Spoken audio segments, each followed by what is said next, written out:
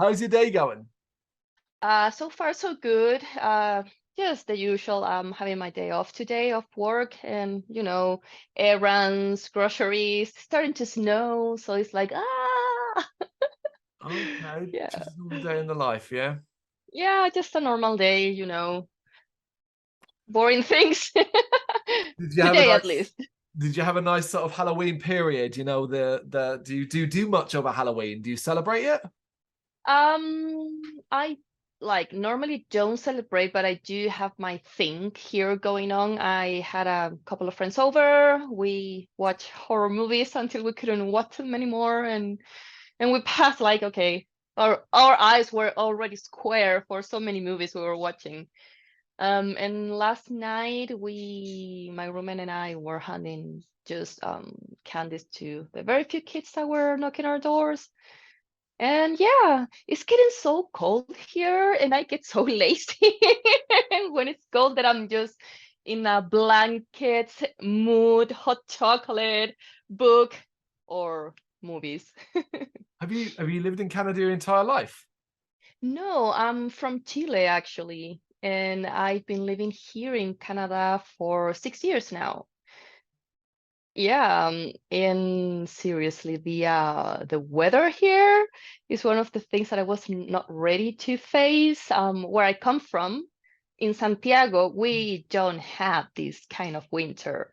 It's like a regular winter, some rain here and there. You do have snow in the mountains. But when I came here, it was the middle of summer in Santiago, like 35 degrees Celsius. And I land here in Calgary and it was -20, covered in snow. And I was like, what? So yeah, that's one of the things that is like winter mode is more being home and doing things indoors. And when it's not storming, like ice skating and stuff like that is fun. Does that such a shift on a personal Yeah. level stunt your creativity when you kind of hit these cold and wintry months? Do you feel less motivated to be as say a creative as you normally are? It's easier for me to get more creative during winter Mhm. than in summer because in summer all I want to do is being outside, like daylight, Right. soaking up some rays, the sun, natural vitamin D. There's so much to do here. Um, I love riding my bicycle or rollerblading or just hanging in the park, reading my books outside in the middle of the park, like laying down under a tree and stuff like that. So that's in whatever other outdoor activities I can get. Yeah, but winter is like, okay, you look outside, it's snowing, it's -20. I think I'm gonna stay home today. Mm. Well, talking about creativity, of course, the Inferno doll. This is something Mhm. I want to delve a little bit into. Really, your background and where your background in music comes from to begin with. Okay, so music in my life started when I was a kid. Mm. My dad taught me to play the guitar when I was a very, very little kid. I don't remember how old I was, but probably less than 10. Okay, wow. And I had a music teacher in school when I was baby me, and he was always encouraging me to sing, to get more into music, and I started doing it because of him. Then later I was living in the north of Chile. Then I moved to the capital, Santiago. I got introduced to metal music when I was around 12. Hmm. And then I took some lessons here and there. I got into classical singing for a couple of years. Um, then I started singing in bands. My first band was hardcore melodic punk band. It was super fun. Oh, what a great moment. I mean, one of the best memories I have. Yes. Then I wasn't a Nightwish tribute. I wasn't very good at it. To Right. be honest, I love Tarja. I mean, the very first time that I listened to Nightwish, I was just starting with classical singing, and it was like, oh my God, this is amazing! You can Mhm. mix opera and metal and all that And later, like on 2008-ish, I think it was, I became the front woman of the Chilean metal band Sacramento until 2015, when I decided to go solo. And I came here, and here I am. Was there anything particular that prompted that big, I mean, that entire life? I forget just the move to Oh, Canada, yeah. but the decision to go solo. I was having this urge of just creating things beyond what I was doing at that moment. I wanted to go more into a more theatrical approach and storytelling, and a lot of costumes things involved, and trying to become a character. I really like theater, and one of the first things that really got me into classical singing was the Phantom of the Opera. I, by accident, watched the show from I think it was from the BBC, and it was being like broadcast on Chilean TV. And I watched one episode. It was a mini show, and Carol Dance, I think it was the Phantom, and I was like, oh my God, what is this? Everything about it. I love the aesthetics, the little bit of horror. I was such a kid. I mean, I didn't understand so many things, but when I saw the Phantom and Christine singing, I was like, "Ah." Anyways. So where I was going with this? Sorry. Um, But that's okay. I mean, yeah. building on that, the decision to, as you say, go solo on what you wanted to Oh do, yeah. the side of Oh things. yes. And then I one day we were hanging at my old place, and my friend Gabriel was there. Hmm. And I was like, you know what? I would like to do something different from Sacramento, that it will involve these kind of things and this kind of music approach. Would you be interested in joining forces and help me construct the music and everything? And he said yes. And I think a couple of days later, he sent me one of his own songs that he had written that he never used on his solo album. Oh, Gabriel Hidalgo is guitarist and producer from Chile, and I've been working with him since day one.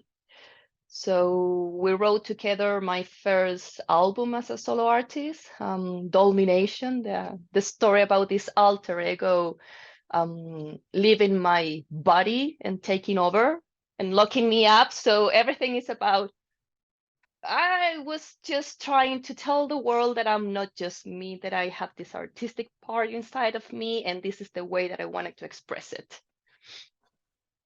How did you, I mean, those early days, sticking to those early days specifically, Mhm. and the first sort of growth of this character, if you want, this idea, this figure, where did you, not so much draw inspiration, but where did you find the light? Where was the balance about where you shut your imagination down, where you could be, all these ideas are flowing through your mind, but you also need to find something tangible to grab onto? How did that become what it became? That's a good question. I think all the pieces came together when I came here after I released the EP Sacrifice. Yep. Because at the very beginning, I was just exploring, getting into a territory that was slightly unknown for me, getting more into songwriting, and also being the creative director of everything, and Yeah. uh, trying to project what was in my head into a piece of paper or into a workout or photography. Before it was like uh, it was a team. I had band members, and we will all like giving ideas for the concept of the whole band. Yep. But as a solo artist, I'm like, how am I going to present myself? How can I do this, all the creativity, and at the same time keeping my feet on the on the ground? And wow, seriously, it was, it still is a learning experience all the time, all the time. Well, of course, because Sacrifice, the EP, I mean, we're only talking roughly less than 2 years ago, right? It was sometime around Yes. December 2020.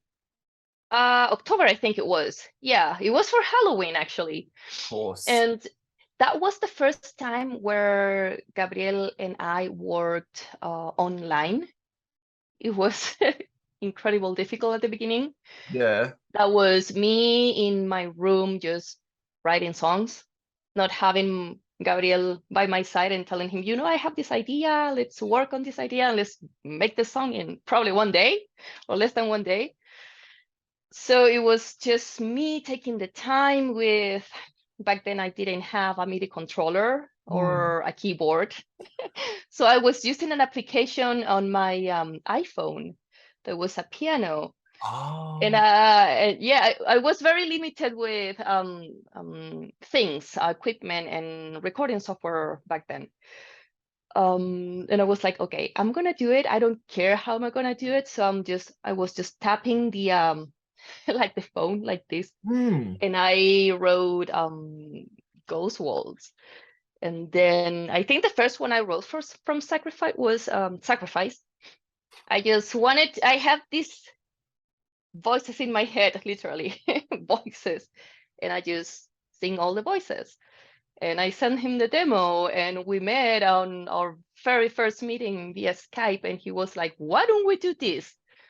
And he started to propose some guitar arrangements here and there, more atmospheric sounds in the background. And I brought on board my friend Dawn Howard, and she played the Greek bouzouki in that song. So, oh my God, yes, I think Sacrifice was the season that helped me to put all the pieces together of what the Inferno doll means But to also, me and everything. I presume also still a heavy learning experience in putting these together in the way you had to do them and to what the capabilities you were able to do by 2022. I'd imagine Yeah. it's been quite a development. Yeah, it's been, now I have a better software to record myself. I have a MIDI controller. It's easier to compose in a MIDI controller. But always the voice is like my instrument. So if I have an idea of a violin or whatever, I would just sing the melody and give the melody to the person that will perform the violin part or something like that. Do you have a limit on your imagination for what you want to create with the Inferno doll, or is it basically pliable? Day by day, week by week, if something fresh or new or interesting comes to you, you may incorporate it. That's a really good one. Yeah, actually, it all comes in seasons. For Domination, it was like showing everyone, or even myself, my ability to be a solo artist and create this character or this alter ego that this inside me, and I make this crazy storyline. And then Sacrifice, more down to earth. Okay, I left my country. I'm starting from scratch. And that was kind of more of a personal growth, that EP. And then I always get inspired for things that happen in that time. When COVID happened and the lockdown happened, sorry, I have a little bit of a cold. um, the lockdown at the beginning, it was okay for me. But then it was not just the lockdown, but the fact that we're in lockdown, I'm not home, I'm far away from everyone, from family, friends, and everything. And I was already a big fan of Dracula. But right on that moment, on that time, I needed something to like just clear my mind, and I got into Dracula again, and I started doing some research about the author Bram Stoker, and I met people that knew so many things about the novel that I didn't know, that I was like, my new inspiration to create new music. So I'm super flexible, to be honest. I don't have limits. I don't feel like I can put any limits to creating music or concepts for the Inferno doll. The concept can vary, the storyline may vary, the music might probably remain in the gothic metal lore. Yeah. Yeah, but I like to have the flexibility and the capability of playing with this character, playing with the story behind it, and just having fun with it. Well, yeah, I mean, it's Yeah. creative freedom for a character that, while may sometimes tell stories based in Uh-huh. real life, is still fantastical. So you can Yeah, effectively shape it as you wish. exactly. Sometimes our feelings, sometimes it's something I read, a movie that inspired me, a Mm. conversation I had with a friend, or events that happened every day. Can be anything. Well, considering all of that, it's you make that sound like literally every minute of every day something is coming your way. How do you Uh-huh. capture these moments of imagination? Are you constantly walking around with a phone recorder ready to capture everything, notepads, all of that? Actually, I do that. I'm walking someday and just listening to music while I'm walking around, and I have this crazy idea in my head of a song. And I just stop, sit down, take the headphones on, grab the phone, and record. Part one of the song, la la la la la la la Oh, la. yeah. Okay, second part of the song is done. And then I have words coming to my head, and I either write them down on a piece of paper. I'm Mhm. normally carrying my notebook and pen with me, or just a notepad on the phone. Every time, every day is an opportunity for me to get inspired. Can be anything, seriously. But because I like horror and Dracula vampires and Gothic literature, Hmm. I tend to transform everything into that lore. Well, of course. I mean, you've mentioned it briefly, but let's touch upon it a bit more. The new single, Renfield. Um, Uh-huh. Immediately, for those who are aware, I think a lot of people would be, of course, a character from Dracula. What? Uh-huh. Why? Although people might be considering the style of music you've given us over the years, might be initially surprised to see you focus on that character, Renfield in particular. Why did you get inspired into that direction? Well, that song, um, when I brought the idea to Emma, she Mhm. plays the glissando flute on the track. It was a different idea first. And the name, like temporary name you put on your songs when you're just starting, it was deathly romantic. And it was a very romantic melody. I just put some piano here, some vocals here, and some screaming here and there. No lyrics, no, not anything. Then Emma, I sent the demo to Emma. Emma sent me her parts back. And then the time went to present the demo to Gabriel. And I told him more or less the song is about, I didn't have the concept right Hmm. away. And he's like, why don't we make it a little bit more heavy? Why don't we do this? And he started proposing riffs and stuff. And it was like, it's great. Let's work on that. And when that happened, I was like halfway of Barbara Hambley's book, Renfield, The Slave of Dracula.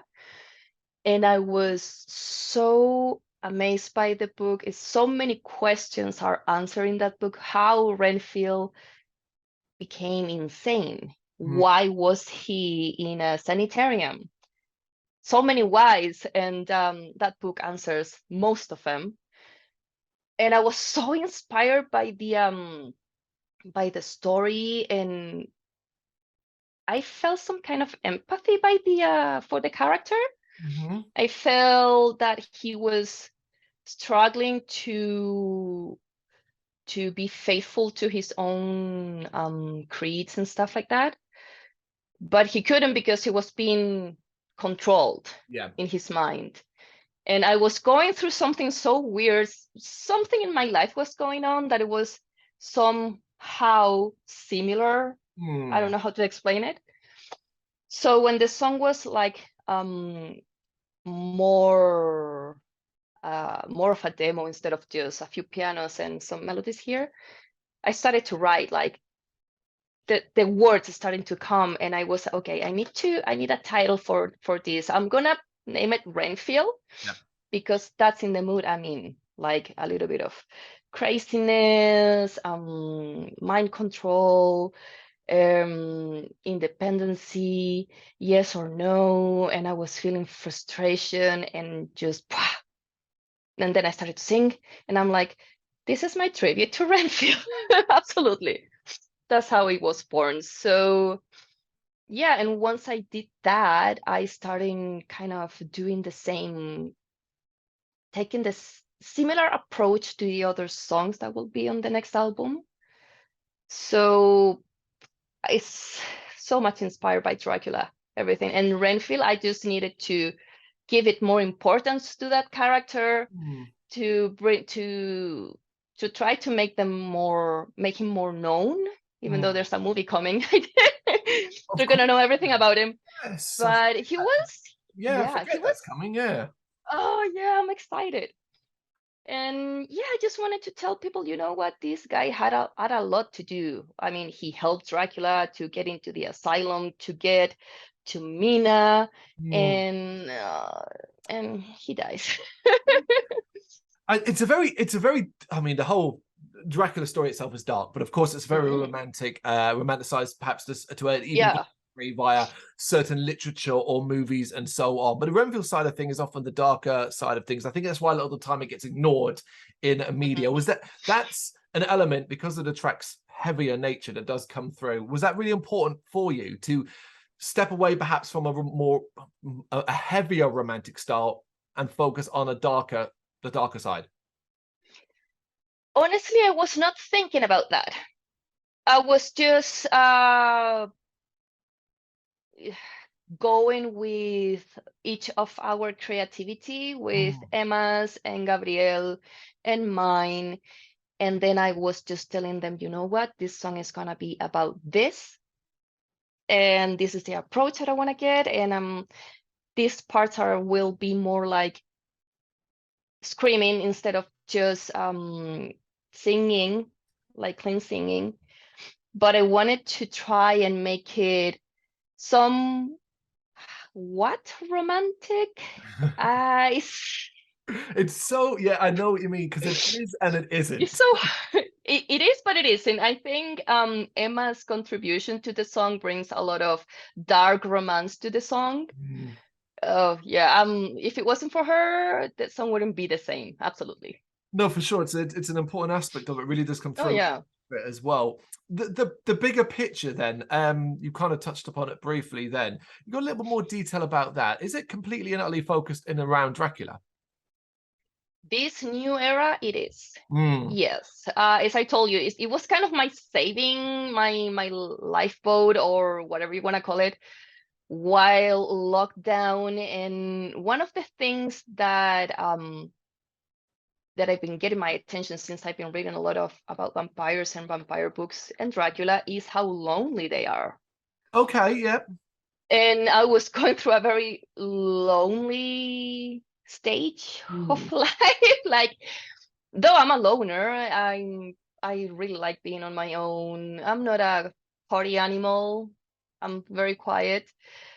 But the thing is not having the people you grew up with near you or your family and everyone. And it was, I didn't know it was going to be like this when I decided to come to live to another country. Mm. So let's say that after I came here in 2016, so just in the pandemic, I realized how much I left behind.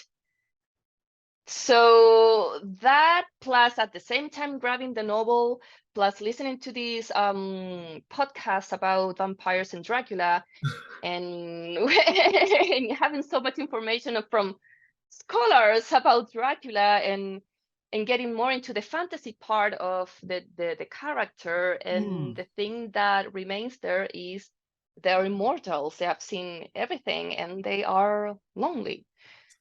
So yes, I use one of the things that I like the most, one of my books that I like the most because I have other favorites.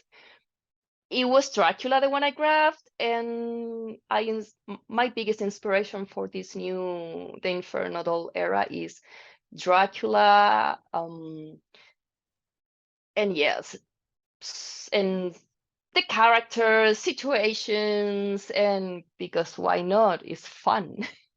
I asked that and went to send it the direction is because, of course, over the many decades, there have been variations on the Dracula story. It all amounts to the same, Uh-huh. with different styles and different visions and different ideas in film, books, everything. Yes. And that always creates a sort of interesting area. For example, based off what I know and have listened to of the Inferno Door and what you're Mhm. describing here, I'm trying to capture two areas where I think, okay, are these, and I'm trying to work out maybe what ones are interesting you more than anything else. So, potentially, do you have an interest in the Gothic architecture from the British movies with Christopher Lee as Dracula and Oh elements? yes. Yes. Oh yes. Oh yes. But then Christopher Lee. Yes. on the flip side of that, I also think to the 90s and the theatrical, Hmm. extremely, dare I say, over the top wonder of Bram Stoker's Dracula. Sorry, I didn't hear you that. The over the top, the Bram Stoker's Dracula, the 90s movie, the one with Gary Oldman and elements like that. And Oh, yeah, actually that movie is still my favorite. I've watched it so many times that I know most of the dialogues by heart right now.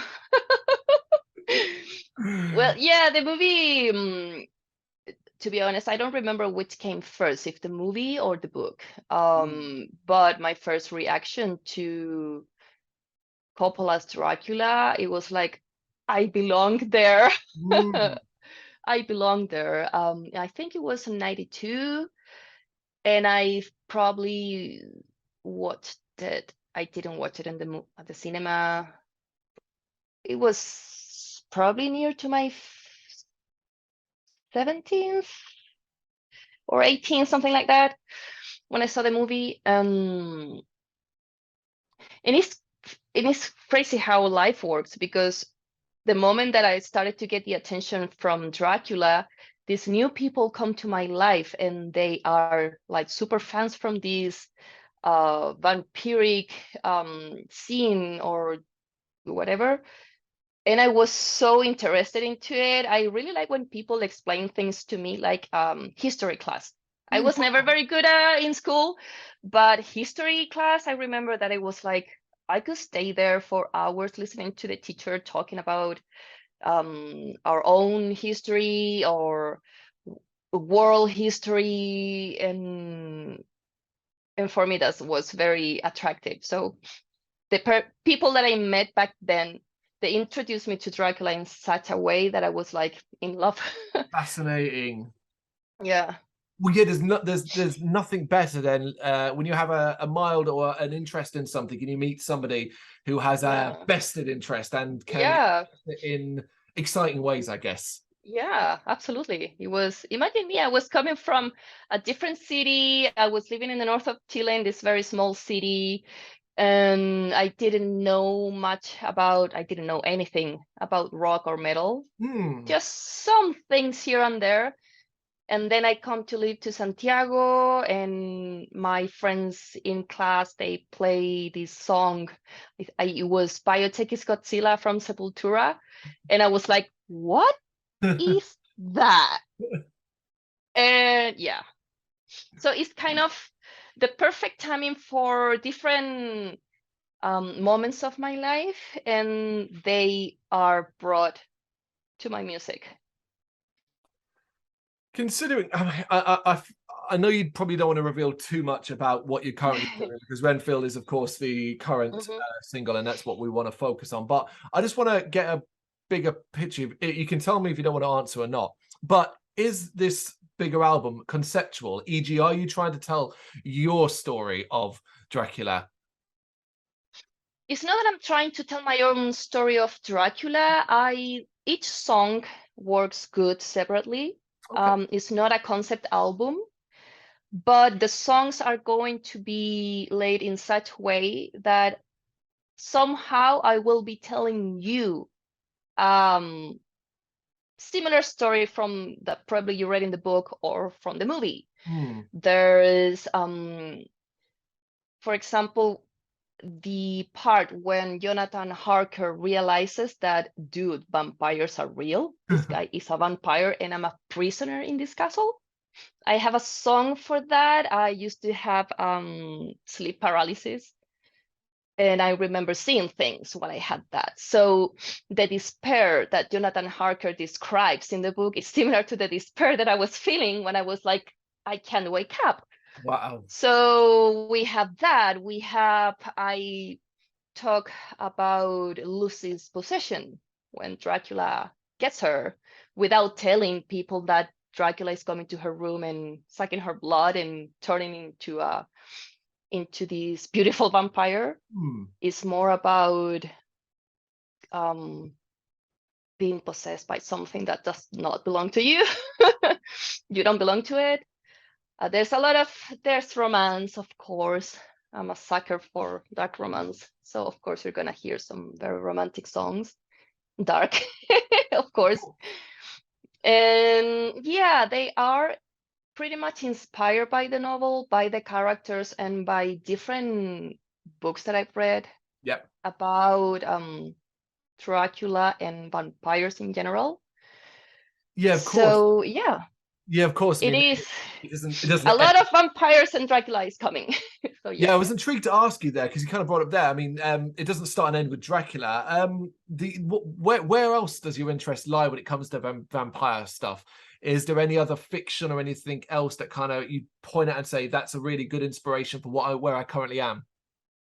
At this moment, I just keep reading more and more vampire literature, seriously. And there's some that is very good, and there's other ones that I've read that is like, boring.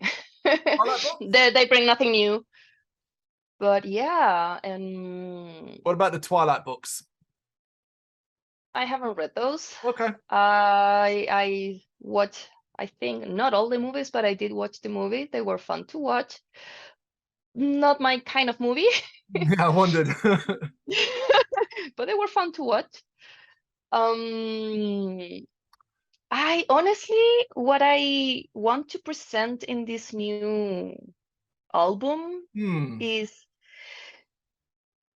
is just kind of, how can I explain it? Is it is it fair to It's say? been yeah, it's been so much going on, Hmm. like new country, new friends, new life, new culture, Yeah. loneliness, good times, hard times, very hard times. And I just seeked refuge in the things that I like: drawing, reading, reading. And yeah, Do you think it's fair to is say that Renfield, as that's what people will be able to hear, do you think that that is a strong and fair reflection of where all the inspiration currently sits?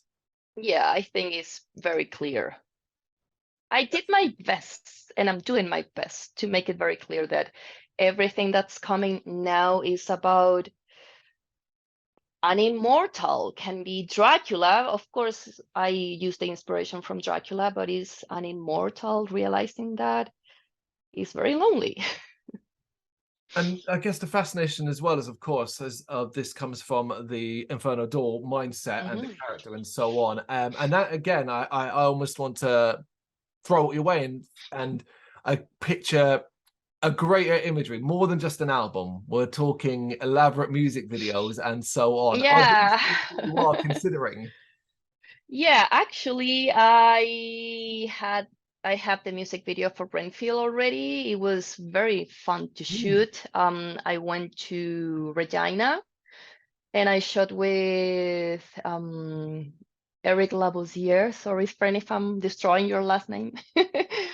And with Emma as well. She's in the video. And actually, in spoiler alert, her performance in the video, she is like a vampire hunter Hmm. because you're going to see Renfield like deranged.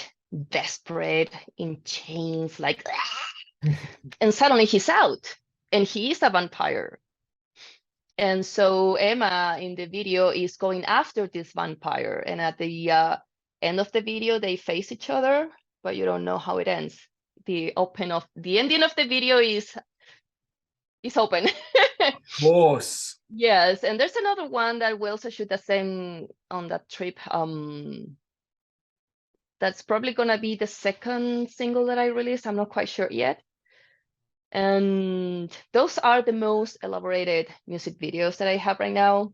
The same person that shot and directed my video for Ghost Waltz Oh yeah. is the one that, is the same one for Renfield, the same one for the next one that I'm not going to say the name, yes, just to not ruin the surprise.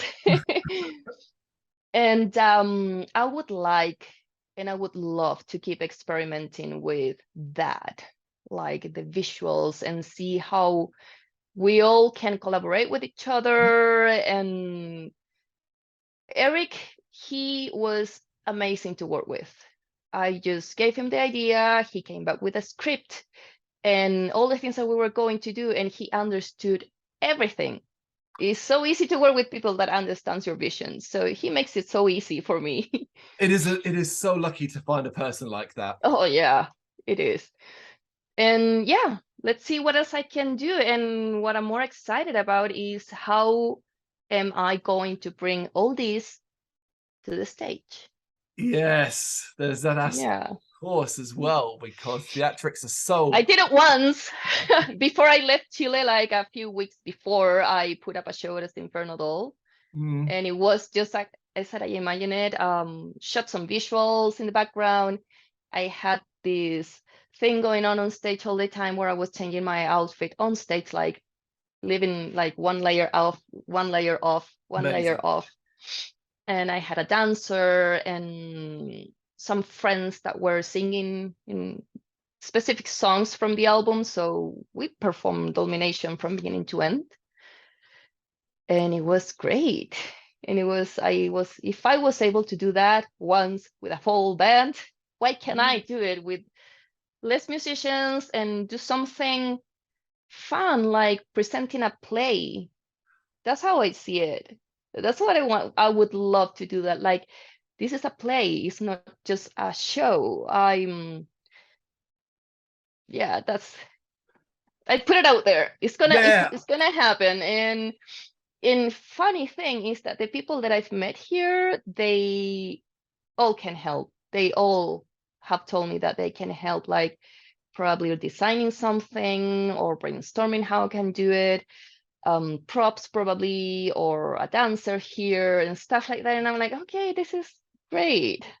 I'm not alone here. No, it's just a matter of time and getting there. I mean, that's the thing. As we're talking here, I feel like we need to come back a couple of months further down the line when we can properly, fully talk about a released album and properly dive into the songs. Oh my gosh, yeah.